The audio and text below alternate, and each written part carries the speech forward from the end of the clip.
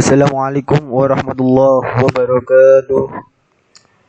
Perkenalkan, nama saya Muhammad Rizky Atoila, nomor absen 21, dan teman saya Muhammad Hidayat Zakaria, nomor absen 23.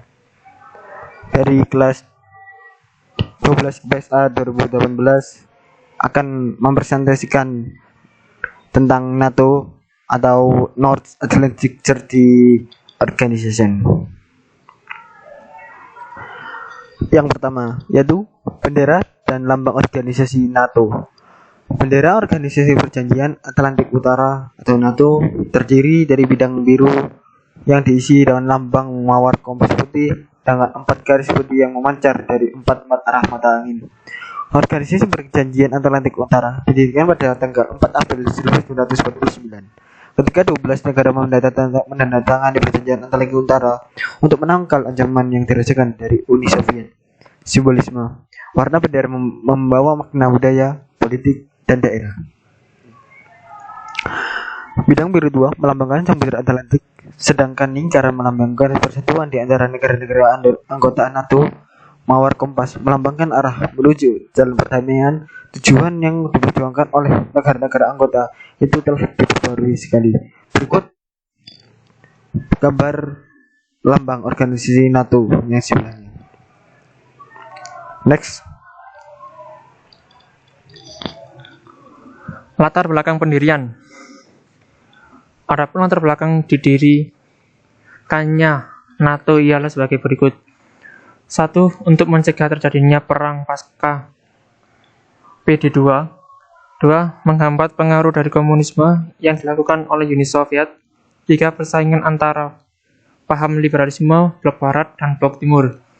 PD2 itu sudah mengubah menjadi tata dunia baru negara-negara pemenang PD2 yang dipimpin oleh Uni Soviet dengan ideologi komunisnya, sedangkan di pihak lain ada negara-negara lain yang dipimpin Amerika Serikat berpaham liberalisme.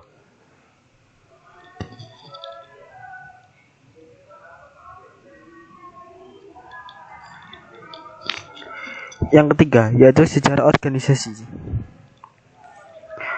Lembaga NATO ini terbentuk berupa bagian dari perang dingin yang berlangsung antara blok barat dan blok bagian timur.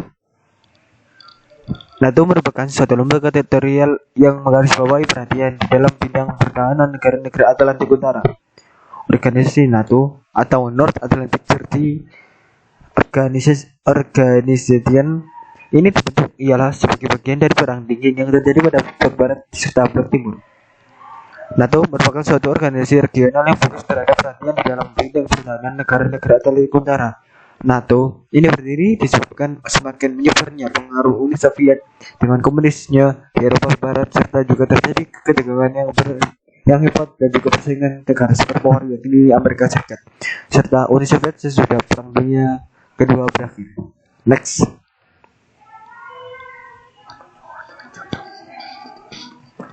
Tujuan organisasi. Tujuan pendirian NATO ialah untuk dapat melindungi sekutu-sekutu Amerika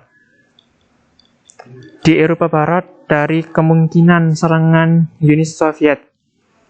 Negara yang bergabung menjadi anggota NATO itu meyakini bahwa Amerika ini merupakan negara penggagas NATO, masih mempunyai kekuatan militer terbesar. Oleh sebab itu, mereka menganggap Uni Soviet tidak akan menyerang negara mereka.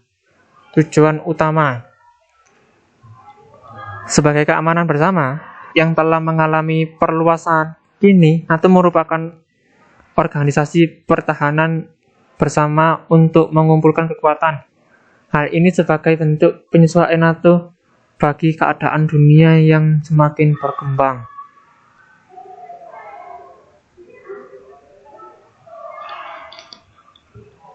Yang selanjutnya, anggota organisasi NATO. Di bawah ini merupakan negara-negara anggota yang berada di dalam NATO North Atlantic Treaty Organization. Di antaranya ialah sebagai berikut. Yang pertama, negara pendiri NATO: Amerika Serikat, Belanda, Belgia, Britania Raya atau Inggris, Denmark, Islandia, Italia, Kanada, Luxembourg, Portugal. Next. Dewan Kepemimpinan atau struktur organisasi. Dewan Kepemimpinan NATO dikelola oleh 28 negara anggotanya. Namun, North Atlantic Treaty dan kebijakannya lainnya mendikte bagaimana kelangsungan terjadinya sebuah kebijakan di dalam organisasi tersebut. Setiap negara anggota NATO memiliki perwakilan tetap di headquarter NATO di Brussels, Belgia. Ambassadors ini bertugas menjadi representasi negara yang bertugas sebagai advisors dalam setiap keputusan Dewan.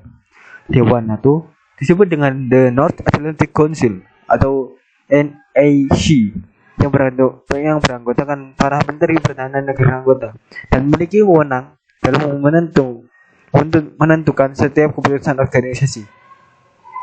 Anggota senior dari tiap delegasi disebut permanen representatif dan merupakan duta besar yang memegang pangkat diplomatik. Badan ini memiliki kewenangan tertinggi terhadap seluruh kebijakan yang terjadi dalam NATO. Setiap pertemuan NATO dikepalai oleh Sekretariat Jenderal NATO. Kebijakan tersebut dibuat berdasarkan sistem musyawarah dan suara terbanyak. Tidak dibenarkan adanya sistem voting di dalam NATO. Setiap negara anggota bertanggung jawab atas keputusan yang dibuat sendiri. Next. Peran organisasi bagi anggota. NATO berdiri pada tanggal 14 April 1949. Tujuannya adalah membangun kerjasama militer antara negara-negara untuk mencegah penyebaran pengaruh Uni Soviet.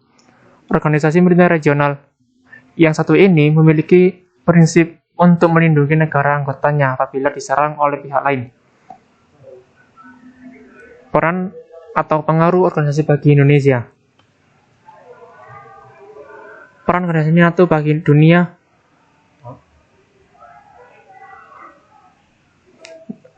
Menyelesaikan sengketa secara damai. 2. Membantu dan membela negara sesama anggota NATO. 3. Menghindarkan penggunaan kekerasan dan ancaman militer. 4. Menghapus sengketa politik ekonomi internasional. Peran organisasi bagi Indonesia. 1. NATO terhadap Indonesia adalah untuk mendapatkan bantuan serta kerjasama khusus dalam bidang pertahanan dan kerjasama bilateral dengan anggota NATO. Sekian dari kami. Wassalamualaikum warahmatullahi wabarakatuh.